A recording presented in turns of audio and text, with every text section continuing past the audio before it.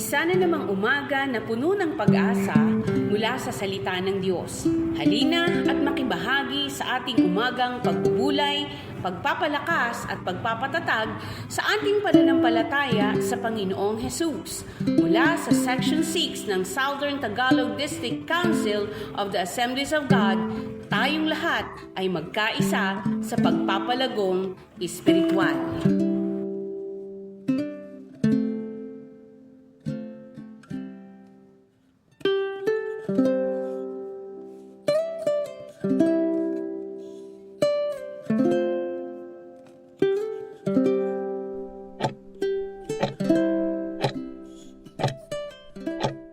Glory to God! Salamat muli sa Panginoong Diyos at welcome po mga tagapakinig sa part 2 ng ating pinag-uusapan. Kayo po ba ay nakapakinig ng part 1? Ang title ay Living with Insecurity. Nga pong lahat ay meron tayong natutunan sa ating puntinalakay, the insecurity of Cain through giving, offering na hindi tinanggap ng Panginoon. At welcome po sa part 2 ng ating pag-uusapan. Ito naman po ay the insecurity of Miriam.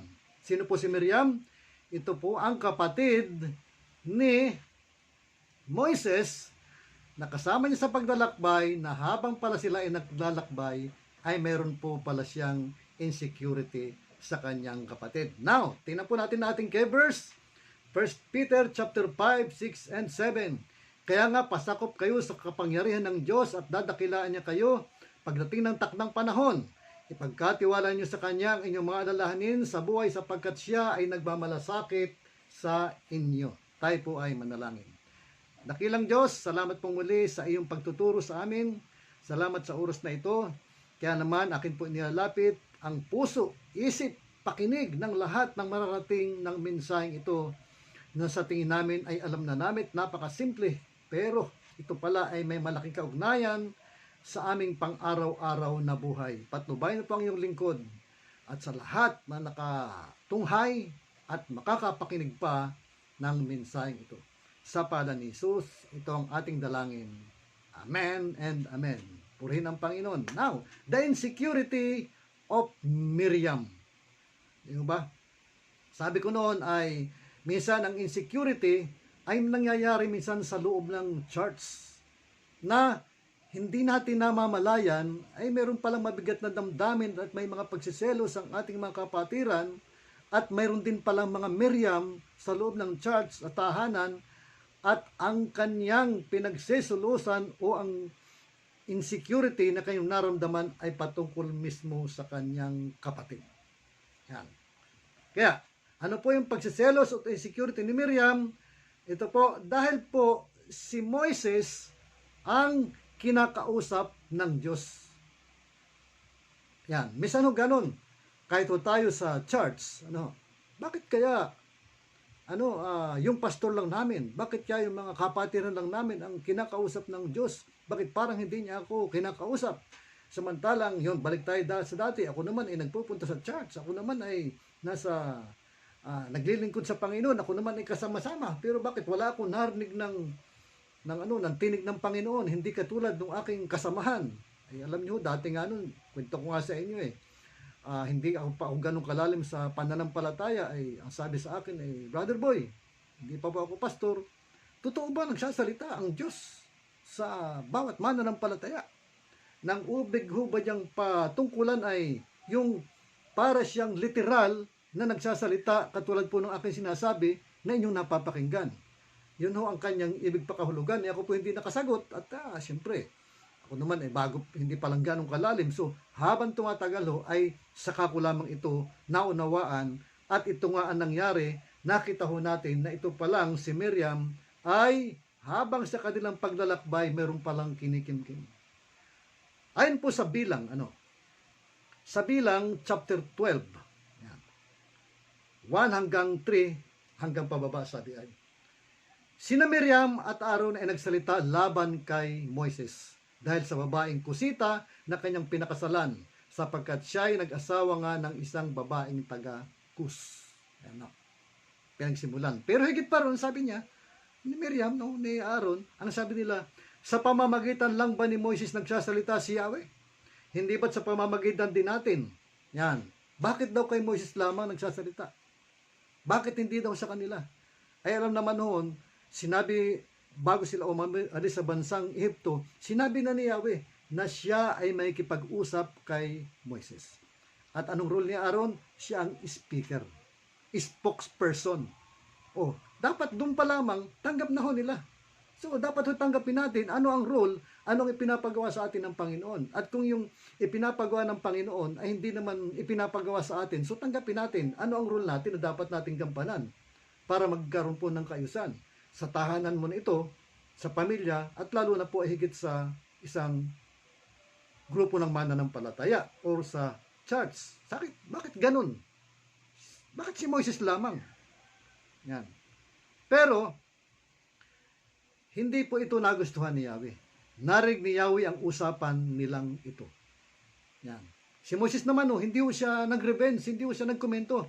Si Moses naman ay isang tao mapagpakumbaba, higit kanino mang nabuhay sa ibabaw ng lupa. Yan. Hindi po siya nakipag-argumento, hindi niya sinabi, paano gano'n ang buhay ninyo, Miriam, Aaron? Kaya hindi kayo kinakausap ng Diyos ay dahil ganito kayo, hindi kayo katulad ko.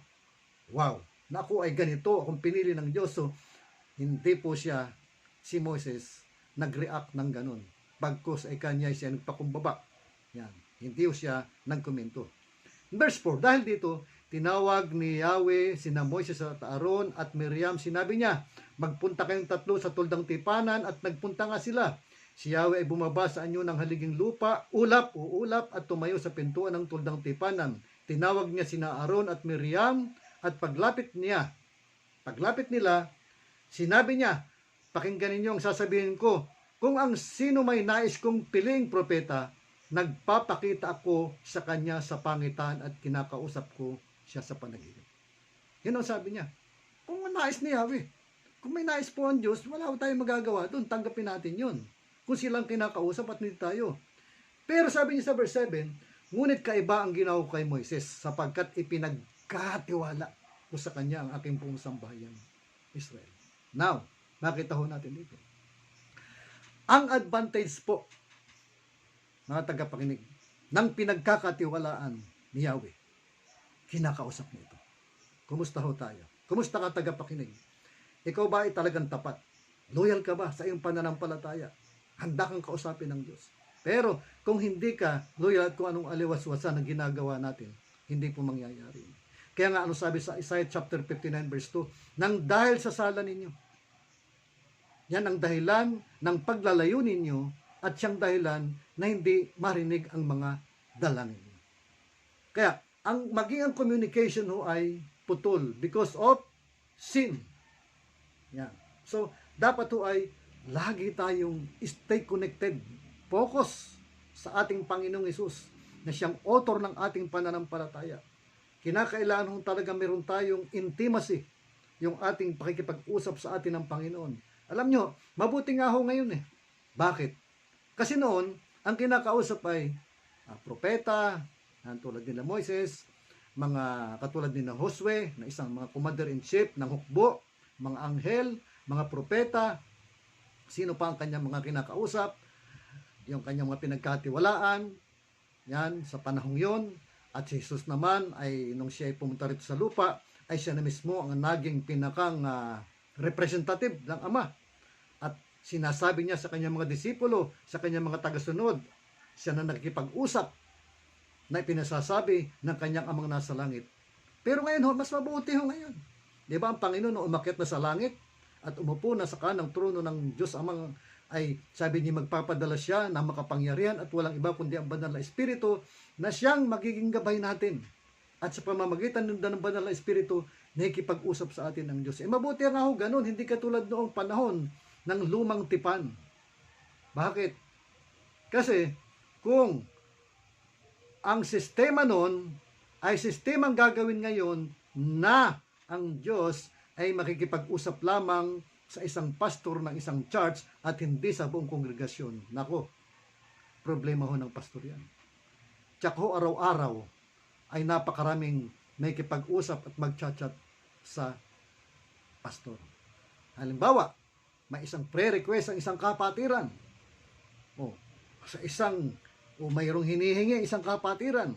At sasabihin sa atin, pastor, pakisabi mo nga kay Yahweh sa pangalan ni Jesus na ganito. Pastor, pakisabi mo nga sa Panginoon na may kailangan ako. Pastor, pakisabi mo nga sa ating Diyos kung ano ang mensahe mamaya. Pastor, etc., etc. Dahil pastor nga lang kinakausap, nako, di problema ang malaki yun. Di ba? Siguro wala nang ginawa ang pastor kundi tumanggap ng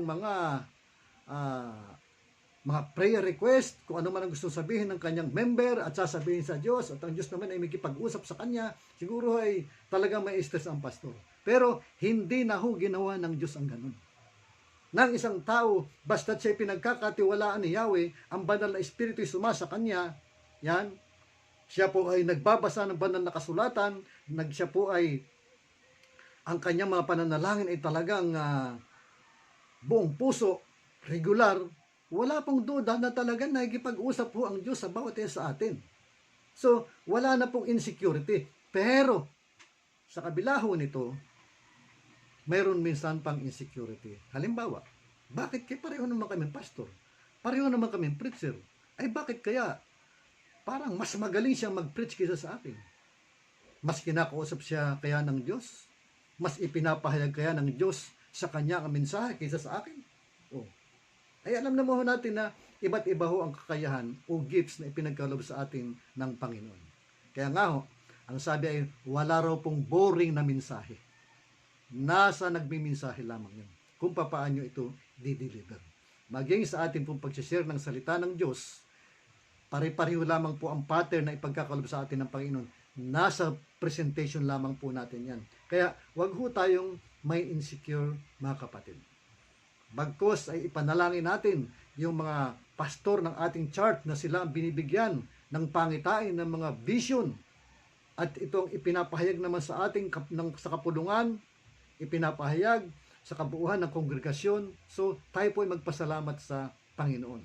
At kung hindi man tayo kinakausap ng Diyos, so muli. At tayo na insecure sa ating kapatid at minsan nagtatampo pa tayo sa Panginoon, ang question po ay marahil ay wala sa ating kapatid, wala kung sino man at wala sa Diyos kundi nasa atin mismo. Tayo po ay magkaroon ng regular na panalangin at makipag-usap po tayo sa Panginoon. Tayo po ay tumahimik. Kaya napakahalaga nga po ng mayroong ganitong devotion and prayer. Amen? Nawa nga po ay walang Miriam. Kung mayroong mga Miriam ay mawala na sa loob ng ating church, sa ating panambahan, para po ang pangungusap ng Panginoon ay mas malayang nakakadaloy sa buong kongregasyon. Salamat sa Panginoon, tayo po ay manalangin. Lord, salamat po sa iyong kabutihan. Salamat o Diyos sa pagpapala mo at patuloy mo kami tinuturuan sa pamamagitan po ng makasaysayan ni Miriam at ng kanyang kapatid na si Moses. Nawa nga po Lord ay maging katulad kami ni Moses na hindi kami nagkukomento agad-agad, kami nagpapakumbaba at kung sakali mang may mga litanya, may mga hugot o may mga sinasabi ang aming mga kapatiran na para bagang kami lang mga pastor o leader ang iyong kinakausap, Panginoon, nawa po ay sumagot kami ng mahinahon at pagsabihan namin sila kung ano ang nararapat. Kaya po, nawa po ay nakatulong ng malaki ang mensaheng ito na kami nga bawat isa ay iyong kausapin. Ang po upang ang insecurity ay aming ma-overcome. Sa pangalan ni Jesus, ito ating dalangin. Amen and amen. Praise God. Hallelujah.